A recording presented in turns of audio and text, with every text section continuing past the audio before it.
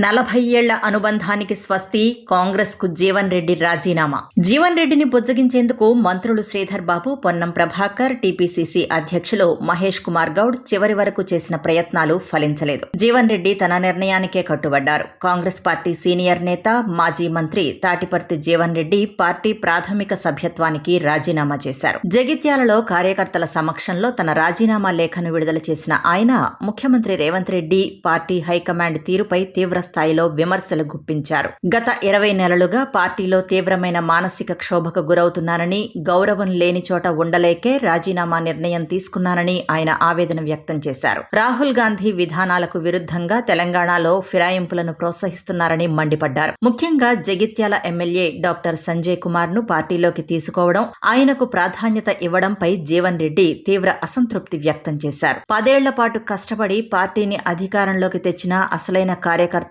పక్కన పెట్టి ఇన్నాళ్లు తమను ఇబ్బంది పెట్టిన వారికే పెద్దపీట వేస్తున్నారని ధ్వజమెత్తారు. తన వెన్నంటి ఉన్న కీలక నాయకుడు చనిపోతే సీఎం కనీసం పరామర్శించలేదని, రేవంత్ రెడ్డి తనకు అండగా నిలబడలేదని ఆరోపించారు. ఇకపై రేవంత్ రెడ్డి విధానాలపైనే తన పోరాటం ఉంటుందని ప్రకటించారు.